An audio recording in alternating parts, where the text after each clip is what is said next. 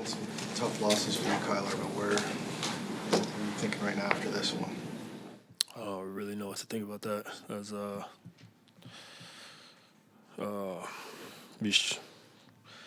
don't even know. I really don't even know.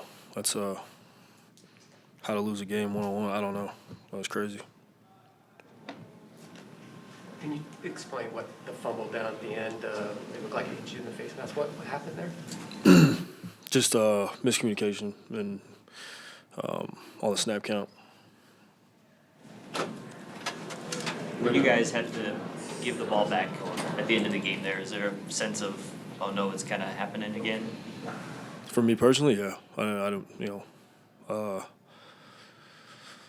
been playing too long to give the ball. Like, you give the ball back to the other team with a minute and 50, whatever it was left, yeah, there's a chance you're going to lose the game. Were you frustrated to not get a chance on those final 3 plays to use your arm? Just trust the play call. How's your foot? What happened with your foot? We got to see. Overall, what changed after the first 4 drives? Could you feel something changing? They got a really good player over there. He put a stamp on the game a little bit. But other than that, I think we just shot ourselves in the foot. Could have had 31 points. You seem more angry than you normally are after a loss. Are you angry? Like, what are the emotions right now for you? I don't know. Seems like, I won't call it fate, but a recurring part of the season has been not finishing. That happened again today. Right, through 5 games, why can't this team finish like you wanted to? Obviously it's emotional right now, so it's raw. It's fresh on the brain.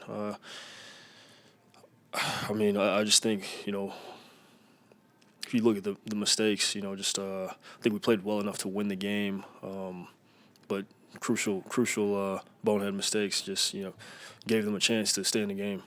I think they were literally a play away from quitting, but we left them and we kept them in the game.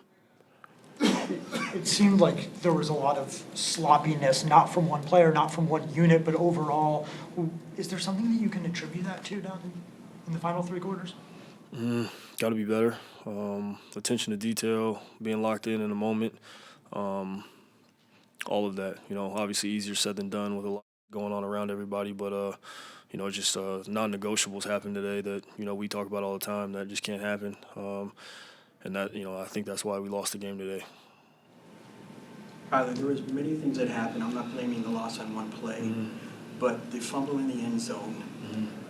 2 questions. 1, he must feel awful. As the captain, as one of the leaders, what do you say to him? And 2, can you tell us what you thought, how the impact was? Did they get momentum right from the start from there and so on? To answer, what was the second one? Did they get momentum? Basically, yeah, the momentum.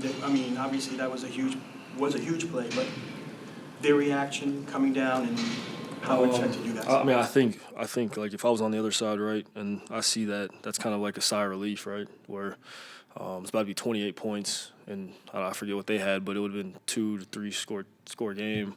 Like I said, game over, right?